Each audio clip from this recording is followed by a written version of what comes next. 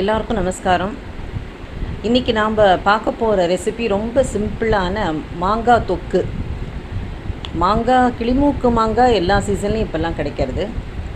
இந்த மாங்காய் தொக்கு செஞ்சு வச்சா தயிர் சாதத்துக்கு, சப்பாத்திக்கு எல்லாத்துக்குமே ஒரு சைட் டிஷ் ரொம்ப நல்லா இருக்கும். அதனால் இன்றைக்கி நம்ம மாங்காய் தொக்கு எப்படி செய்யறதுன்னு பார்க்கலாம். இது ரொம்ப ஈஸியான மெத்தடு தான்.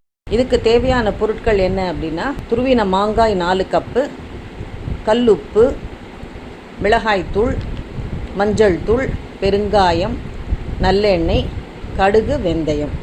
இந்த மாங்காயை நல்லா கழுவி தோல் சீவி ஒரு துருவலில் துருவி வச்சுக்கணும்.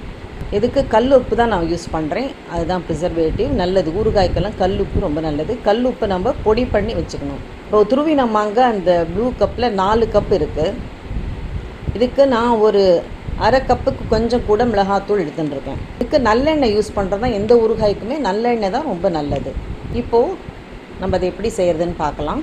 முதல்ல ஒரு வாணலியை அடுப்பில் வச்சு, வெறும் வாணலியில் 1 ஸ்பூன் கடுகு, 3 ஸ்பூன் வெந்தயம். கடுகு நல்லா படப்படன்னு வந்ததுக்கப்புறம் வெந்தயத்தை கொஞ்சம் சேர்த்து, வெந்தயம் நல்லா சிவக்க வறுக்கணும்.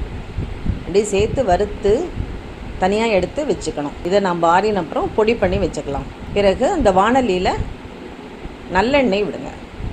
நல்லெண்ணெய் கொஞ்சம் தாராளமாக ஒரு 3 டேபிள் ஸ்பூன் நல்லெண்ணெய் விட்டுக்கலாம். எண்ணெய் காஞ்சதும் கடுகு போட்டு தாளிக்கணும். கடுகு நல்லா பொரிஞ்சு வந்த அப்புறம் பெருங்காயம் பவுடர் போடுங்க. துருவின மாங்காயை அந்த வாணலியில் போட்டு நல்லா பெரட்டணும். பிறகு மஞ்சள் தூள், உப்பு, நம்ம பொடி பண்ணி வச்சுருக்கோம் இல்லையா, அந்த உப்பு சேர்த்து நல்லா பெரட்டணும். இது ரொம்ப சீக்கிரம் வதங்கிடும். இது கொஞ்சம் வதங்கின அப்புறம் நாம் மிளகாய்த்தூள் சேர்த்து மறுபடியும் ஒரு 2 நிமிஷம் நல்லா வதக்கணும்.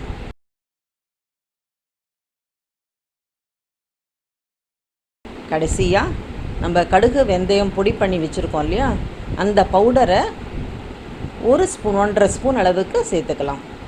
சேர்த்து நல்லா அது வாணலியில் ஒட்டாமல் வருது பாருங்கள். எண்ணெய் பிரிஞ்சு வாணலியில் ஒட்டாமல் நல்லா வருது. இந்த பதத்தில் நாம் ஸ்டவ்வை ஆஃப் பண்ணிடலாம். இப்போ ரொம்ப சுவையாக இருக்கும். இந்த சுவையான மாங்காய் தொக்கு ரெடி.